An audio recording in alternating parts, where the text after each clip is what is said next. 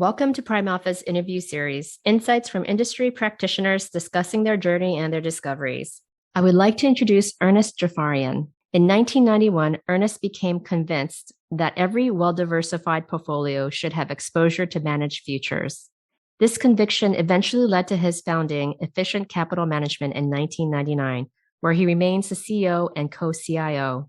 Known as an innovator in the space, managed futures remains Ernest's focus and passion. Welcome, Ernest. Thank you very much. Let's just jump in. Ernest, tell me about your career journey. So I'll just start at the futures portion of my life. There's a whole life before that. But in 1986, I was offered an opportunity to join CRT, which was then the world's leading market maker in listed options. And on a cold January morning, I flew from Eugene, Oregon to Chicago, went straight to the floor, and in a very short amount of time became the lead market maker in Treasury bond options. So that floor experience was a great experience, and I enjoyed it. The firm decided it wanted to do over-the-counter Treasury options and asked if I might leave the floor and commute to New York, helping the New York primary dealer start to build a over-the-counter Treasury options business. So I did that for 18 months. The salient point of that is that the primary profit center for the primary dealer was their proprietary trading desk. And I got to know the traders really well. I got to know the structure of the desk really well. It was very effective, broadly diversified, and truly the profit center of the firm. So when I came back full-time in Chicago, they weren't ready for me to take a new position because they were being sold to Nations Bank. So they said, find something meaningful to do. And I said, like what? And they said, well, you could go back to the floor, you could trade upstairs, you could do a research project. So I cast about, and one of the partners suggested that I just trade a proprietary account because the trading ideas that we used in New York had been pretty effective. And I thought, those trading ideas really came from the trading desk, not from me. And I don't think I want to live in front of a computer screen. But there are really talented traders out there. So I came up with this idea of having a virtual proprietary trading desk. So instead of hiring people and bringing them into the company, which was problematic on a lot of levels, you had to pay them to come. And if they were successful, they thought they should trade bigger. And if they weren't successful, you had to pay them to go away. I just thought, let's just hire professional traders and give them trading line authorization, and we can keep the portfolio balanced. And I wanted to do it in futures because we had all memberships on all the exchanges, and futures at the end of the day, being a non-directional market, had no bias and was all traded on margin. So it was very cost effective. Hence, by the way, the name Efficient Capital, the cash efficiency of the futures markets. So I began doing research in 1990 and in 91. And that's when I fell in love with the managed futures business. And I bought into the research that basically said every well-diversified portfolio should have exposure to this asset. But if you think back to 1991, that was just friends and family money in the business at that point. But I thought I can run a virtual proprietary trading desk, identifying what I believe are the world's top trading managers and maximizing the diversification and so on.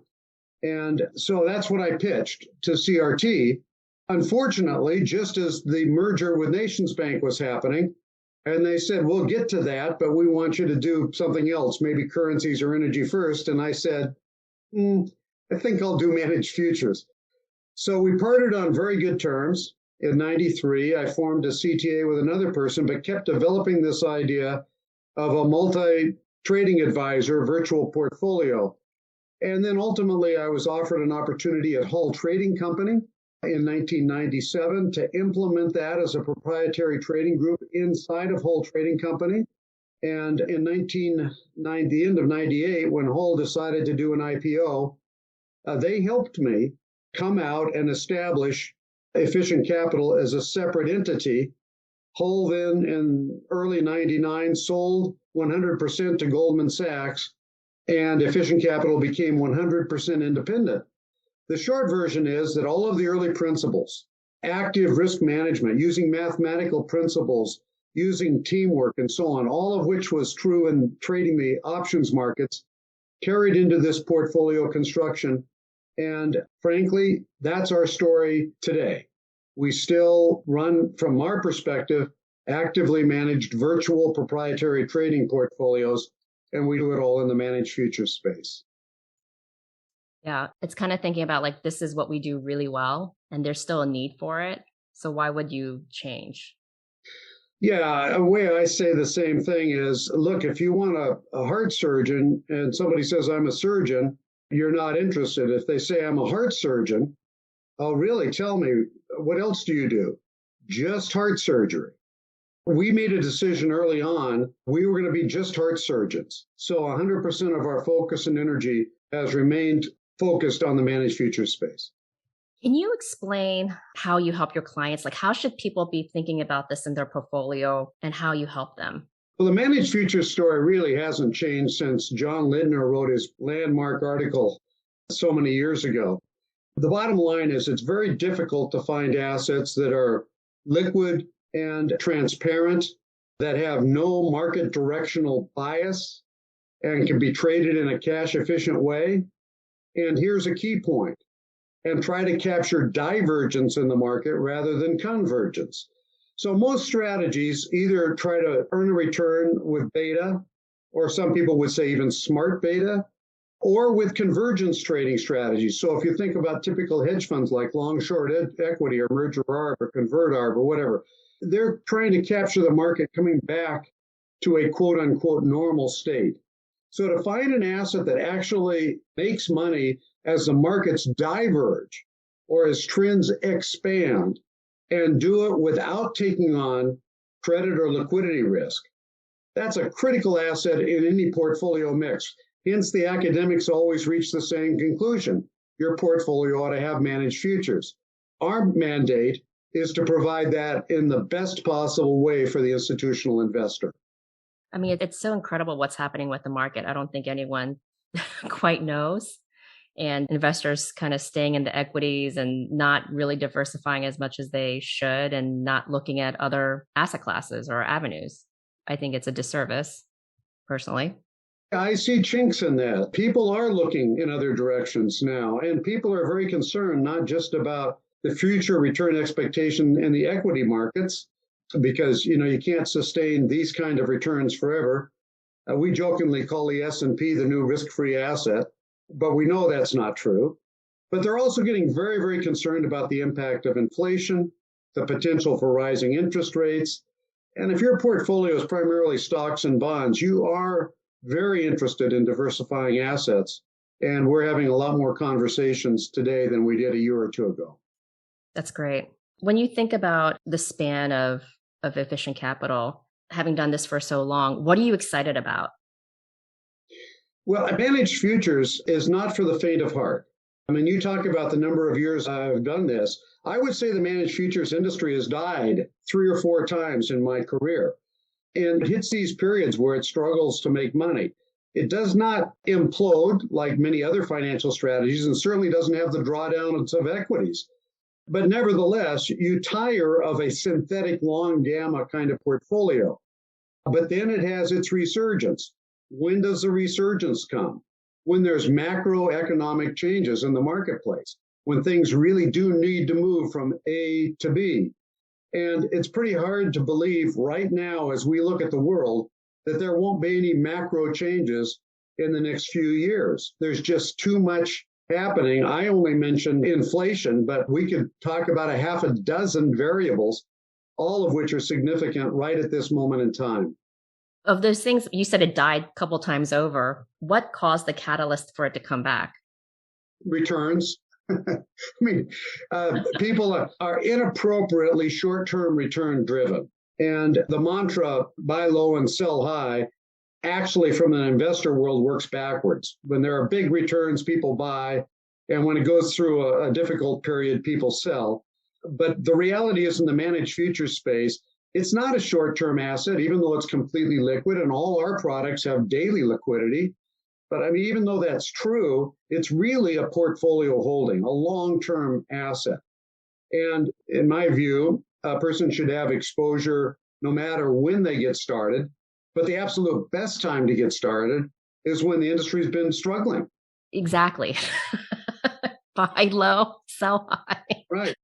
One of the questions that I think about, it's really interesting. I went to dinner with a small group of people, senior co-founders of big firms. And this was a couple years ago. And they said, what inflation? And I looked at them and I said, have you ever bought milk or bread? Obviously, these are people who don't buy milk and bread. And so I've been talking about inflation for years. What, I don't want to say keeps you up at night, but what is it that you're thinking about? Yeah, our life is kind of backwards because stuff that's really bad for most everybody is actually good for efficient capital. And I'm not happy about that, but I'm happy to fill that gap. But I'm stunned, honestly stunned, at how little the average person understands fundamental economics. And this idea that the government can just keep printing literally trillions of dollars and banks around the world can continue to provide money to the governments and so on. There's an economic reality. And at the end of the day, the dollar or the pound or the yen or the euro, they become less valuable. That's really inflation. It's not that things have gone up in price, but the currency itself has gone down in price. And the insidious nature of inflation is that for all of the talk about taxing the rich and helping the middle class, this is a massive middle class tax. I mean, when prices go up, they go up for everybody. We can talk about what we think is fiscal responsibility, but the reality is, with the money that's being printed, it can't help but devalue the dollar. And I believe that we are already seeing that today. I mean, the house prices that I've noticed just in my neighborhood are crazy. But it's not just house prices. Just go to the grocery store. My wife said that she bought some spinach and the price hadn't changed at all, but the package was half as small. So, I mean, it's just a reality. I'm getting my backyard done. And he said they did 4 price increases in the year. Yeah. I have a friend who's building a house right now. And they said, we're sorry, but it's another 40 grand because of the price of the materials. It's incredible. Incredible. All right. Should I ask you, Ernest, this question about your superpower and why? What do you think? Well, I don't believe I have any superpower. I do believe there are some things that I do well. I'm reasonably good at taking complex concepts, like options, for example, and bringing them down to a more understandable or simple level. And I am pretty good at focusing. We talked about the fact that we're purely focused on the area of managed futures. But it's that same focus that leads to a discipline and portfolio construction, a discipline in portfolio management, a discipline in risk management. Do what you do it consistently without variability. So I think those aspects combined to a commitment to our core values. I mean, I think every company has core values, right? I mean, you can find it on every website, but we really seriously try to run every decision we make through our core values. And that has to do with serving people well. It has to do with continuously seeking to improve. It has to do with leading our individual lives and our corporate lives with character. And so I think those things in combination are powerful. Extremely. Well, thank you, Ernest. It was such a pleasure. We love hearing about your journey, and we'd love to have you back and talk more about the firm and managed futures. Oh, it's fun. You just let me know. Thank you very much. Thank you for listening to PrimeAlpha's Visionaries and Innovators podcasts. As always, you can head over to PrimeAlpha.com to sign up to our email list, as well as check out our other podcasts. See you next time.